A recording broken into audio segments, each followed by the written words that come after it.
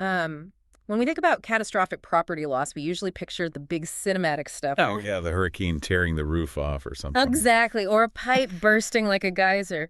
But looking at the sources we have for today's deep dive, that is rarely the reality. It really isn't. Most major disasters don't start with a bang. They start as minor oversights. Yeah, it's the slow leak behind the dishwasher, or maybe a hairline crack in the foundation.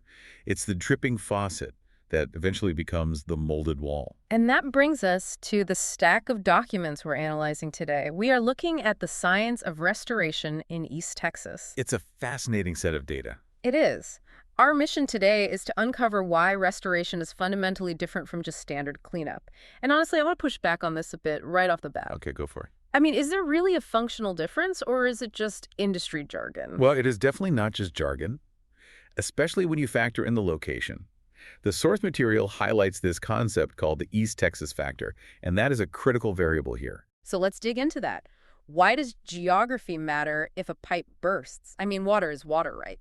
Water is water, sure, but the environment determines how that water behaves. Mm. In East Texas, you were dealing with a really unique collision of risks. Like the weather. Right, volatile weather patterns combined with a specific stock of older aging buildings. But the real killer here, the thing that drives all of this, is the relative humidity. Because it's practically a swamp half the year. Exactly. I mean, in an arid climate, you might get away with opening a window to let a damp room dry out. Sure, just air it out. But in East Texas, where outdoor relative humidity often sits well above 90%, opening a window is actually counterproductive. You aren't letting moisture out. You are basically inviting more moisture in to reach You equilibrium. got it. So the air itself is actively working against the building. And the text mentions that the infrastructure here, things like older pier and beam foundations or porous pine framing, those are particularly susceptible to this. Right, because older materials are often way more porous.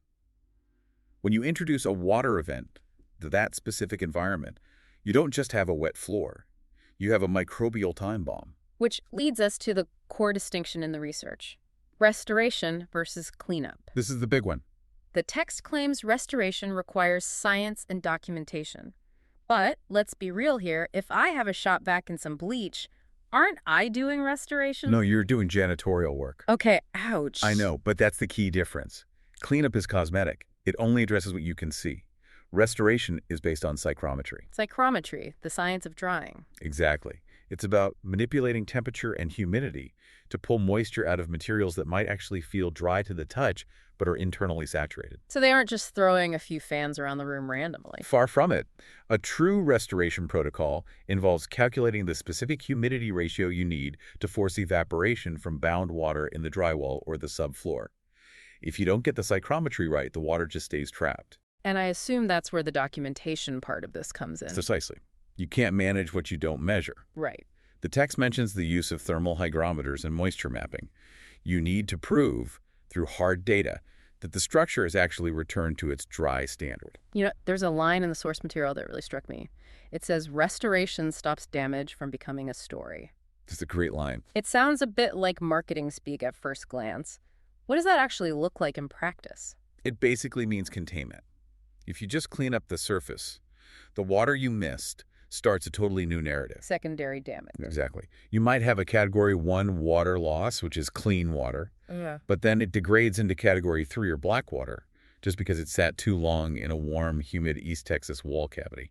So becoming a story basically means a minor incident turning into a massive structural gut job because you missed the invisible moisture. Correct. And that ties directly into the economics of all this. The sources really emphasize that early action determines final cost. It's the old stitch in time saves 9 argument, but with much higher stakes. Because disasters don't announce themselves. The window for effective restoration before mold sets in or wood permanently warps is incredibly short. We were talking hours, not days. Right. Waiting to see if it dries on its own is quite literally the most expensive decision you can make. Especially in this region.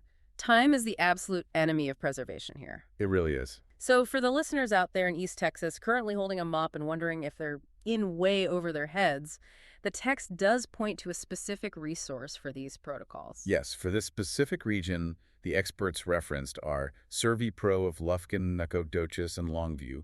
They're the ones actually applying that psychrometry and containment science we just talked about.